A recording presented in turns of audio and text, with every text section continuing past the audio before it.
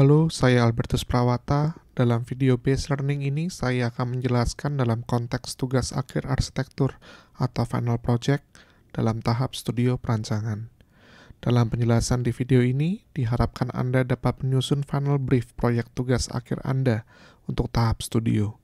Anda diharapkan juga dapat memahami aspek produk arsitektur yang dapat Anda produksi untuk bisa menyampaikan informasi-informasi terkait dengan penelitian dan perancangan dalam proyek tugas akhir Anda. Menurut Jeffrey McStustice, dalam buku Design Process in Architecture, tidak ada cara yang paling benar atau terbaik dalam merancang. Suatu ide atau gagasan terkait rancangan yang baik sangat subjektif.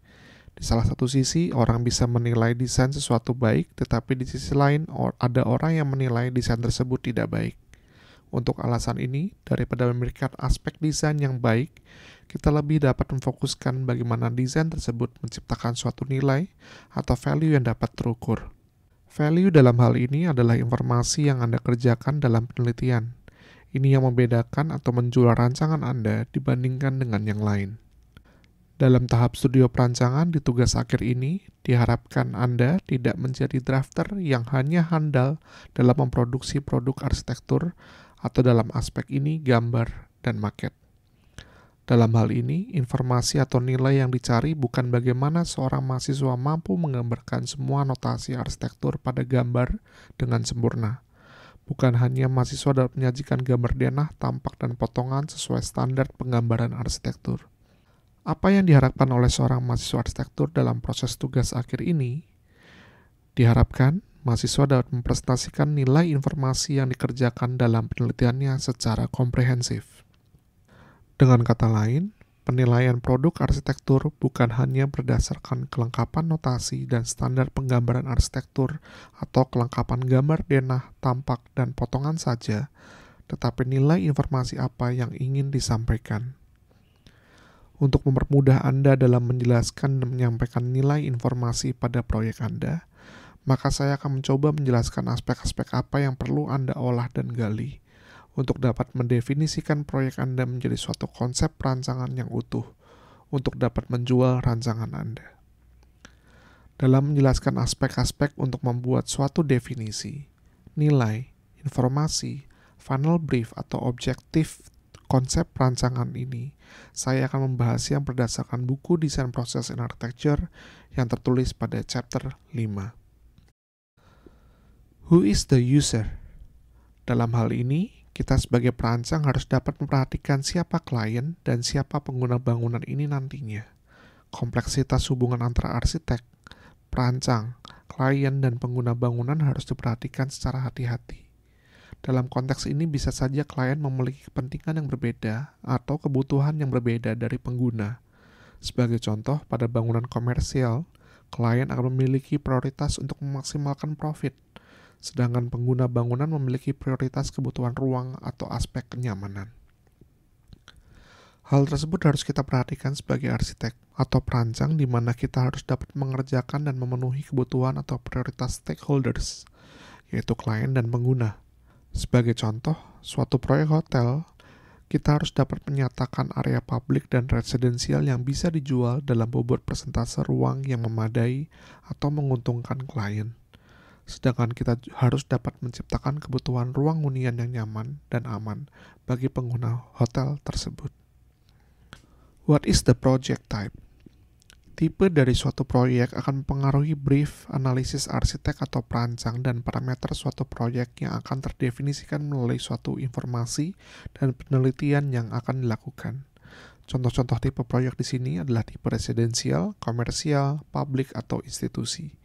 Dalam hal ini, referensi atau buku perancangan terkait suatu tipe proyek akan sangat membantu arsitek atau perancang dalam menganalisa dan menentukan parameter rancangannya dalam suatu tahapan yang terukur dan jelas sesuai panduan dari buku tersebut. What is the context?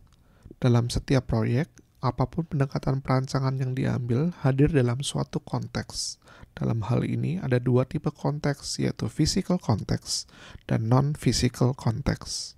Physical context. Physical context adalah salah satu pengaruh utama suatu desain dikembangkan. Seorang arsitek dapat secara aktif berusaha untuk mengintegrasikan desain dengan konteks fisik atau dengan menantangnya. Aspek-aspek physical konteks antara lain luas lahan, peraturan pembangunan, topografi, vegetasi, orientasi matahari, arah angin, sumber kebisingan, potensi view, sampai dengan keadaan bangunan atau kondisi fisik sekitar site. Non-physical konteks. Konteks yang menginformasikan suatu proyek juga dapat mencakup aspek-aspek karakteristik tidak terwujud yang dapat berubah seiring waktu. Meskipun ini mungkin tidak ada atau terlihat secara fisik, mereka dapat memiliki dampak luar biasa bagi pengguna klien dan perancang memahami suatu proyek. Aspek-aspek non-physical konteks antara lain budaya, sosial, culture, perilaku masyarakat atau kelompok, dan sejarah dari suatu tempat. Recording the context. Langkah-langkah berikut yang harus dilakukan untuk memahami dua aspek konteks tadi, physical context dan non-physical context. Kita harus dapat menangkap dan mencatat temuan-temuan terkait konteks-konteks tersebut, sehingga kita dapat melanjutkan bekerja dengan aspek-aspek konteks tersebut selama proses perancangan. Analyzing contextual research. Pada proyek tugas akhir ini, Anda diminta untuk melakukan suatu penelitian terkait suatu elemen atau aspek arsitektural yang menjadi topik, pendekatan, atau objek penelitian Anda. Sebagai contoh, apabila Anda meneliti terkait optimalisasi pencahayaan alami, tentunya aspek orientasi matahari, physical context, menjadi aspek utama yang harus Anda analisis. Contoh lain adalah apabila Anda mencoba mengambil pendekatan perilaku manusia pada suatu objek perancangan, berarti aspek non-physical context menjadi aspek utama yang harus Anda analisis. Tidak menutup kemungkinan kedua konteks tersebut akan mendapatkan perhatian yang seimbang dalam suatu proses rancangan Anda. What are the spatial needs? Sebuah proyek akan memiliki kebutuhan spasial atau ruang. Ini dapat didefinisikan oleh lokasi atau site, batasan-batasan perencanaan atau peraturan pembangunan, atau oleh brief dari klien. Aspek-aspek tersebut akan mempengaruhi ruang dalam maupun ruang luar pada suatu konteks site atau lokasi proyek. Dalam hal ini ada dua proses analisis yang dilakukan oleh arsitek atau perancang, yaitu site analysis. Analisis ini merupakan turunan dan menghasilkan suatu respon desain dari eksplorasi physical context. Yang berikutnya adalah analisis ruang dan hubungan antar ruang.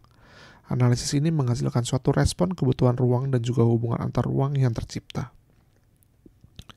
The final brief. Setelah Anda merumuskan, menentukan, mencatat, mengobservasi, dan menganalisis aspek atau tahapan-tahapan yang sudah dijabarkan sebelumnya, presentasikan aspek dan tahapan tersebut pada dosen pembimbing Anda, sehingga Anda bersama-sama dengan dosen pembimbing Anda dapat merumuskan final brief konsep perancangan Anda atau quality objective yang ingin Anda capai, tuju, dan informasikan dalam perancangan Anda. Inilah yang akan menjadi suatu value atau nilai lebih dalam proses perancangan Anda. Dengan demikian, antara Anda, dosen pembimbing, dan juga nantinya dengan dosen penguji, akan memiliki suatu persepsi yang sama dan jelas terkait objektif atau aspek-aspek apa yang ingin Anda coba pecahkan dan selesaikan. Jadi rumuskan dan buatlah siapakah klien atau pengguna proyek yang akan Anda rancang, apa tipe proyek Anda, dan apa judul proyek perancangan atau referensi yang Anda pakai. Catat dan rekamlah konteks fisikal dan non-fisikal pada proyek Anda. Apa respon desain dari analisis konteks yang Anda catat, terutama aspek atau topik penelitian Anda?